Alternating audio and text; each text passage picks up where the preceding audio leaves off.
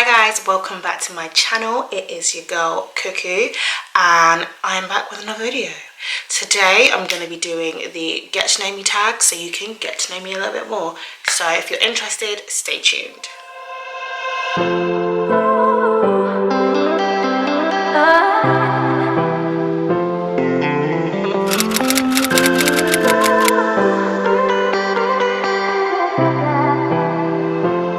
Right, so the first question is, what is your favorite color? So my favorite color, I don't know if I have one. It's either red, and I only pick red because my mum always paints her nails red, so that's always been my go-to color, or pink, so red or pink. Okay, second question. When you were younger, what did you want to be when you grew up? When I was younger, I wanted to be a psychiatrist and a journalist. I think that's it.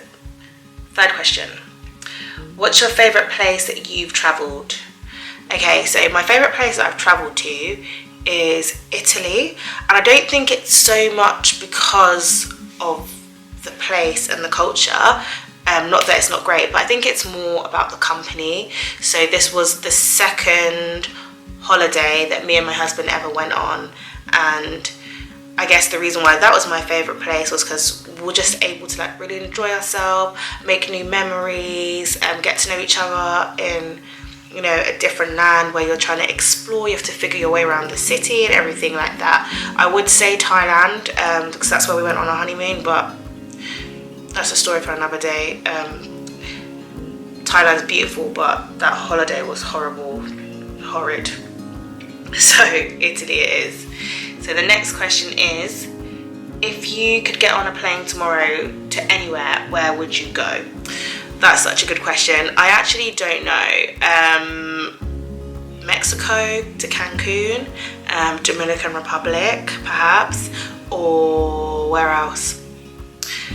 Bora Bora, the Maldives. I actually don't have a specific place because I am not the type to go and just lounge when I'm on holiday. I want to be able to have to do adventurous stuff, so like to go like water rafting, you know, all of those sorts of things, just yeah, fun stuff. So as much as I'd love to go to like Bora Bora and the Maldives, they're definitely up there because they're just so picturesque and beautiful. I don't need a tan, quite clearly, so I just want to go somewhere that I can have fun. So help me figure that out in the comments below. Tell me places, your favorite places to travel, or the place that you will go to if you could go with no expense spared tomorrow.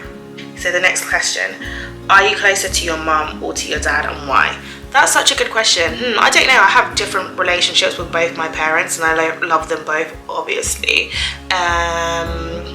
I'd say though, in terms of what makes people close, it's probably the advice that they give you and the rapport that you have in those times when you're like in need.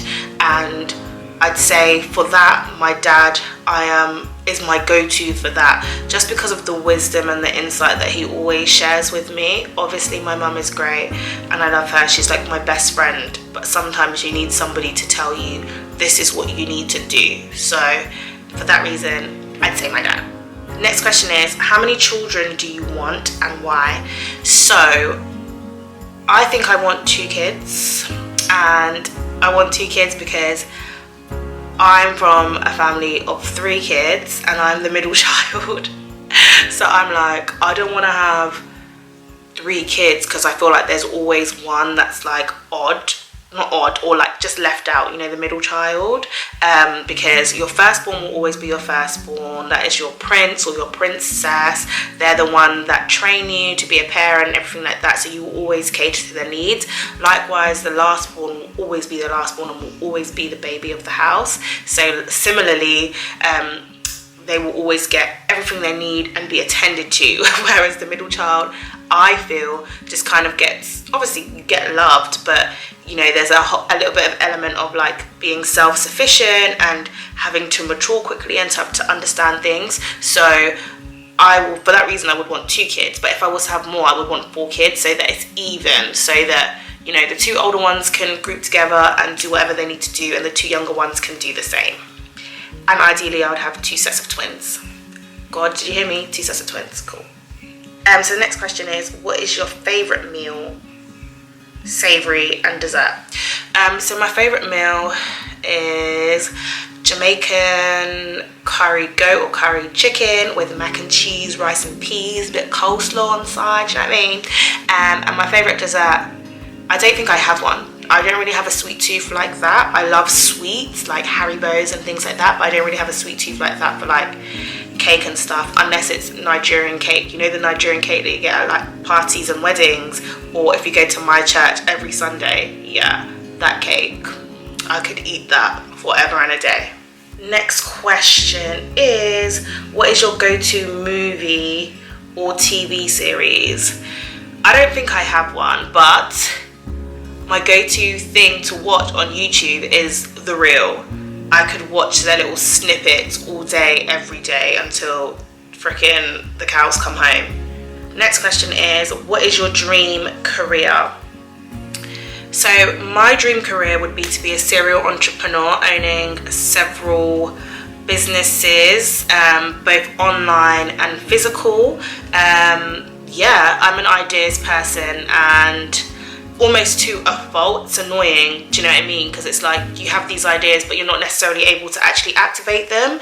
So if I was to be able to do whatever I wanted, I would definitely be a serial entrepreneur and hopefully have the resources to build teams to be able to help me execute these ideas and bring them to life. So the next question is, if you had to get another or a tattoo, what would it be and why? Cute question. So I do want a tattoo, but I don't know what I want, and that's the issue that I have. Like, I don't want to just go and get something put on my body for the rest of my life, including when I'm an old lady with wrinkles, that I just got like off a whim, and you know, it means nothing to me at that point.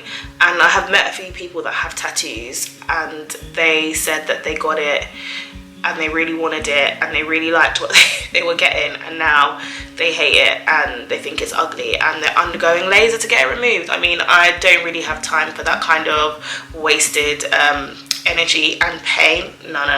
So I don't know, but if I was to get a tattoo, I'd probably get it here or here. I don't know, maybe a cross. I don't know, maybe that's even cliche. I don't know, we'll see. Next question is, would you rather know that you had 3 months left to live or die instantly? I have no idea, and I'm not going to answer that question. Like, what? I have no idea. Sorry, I'm boring. Next question. Do you believe in soulmates? Do I believe in soulmates? I don't think I do. Nope.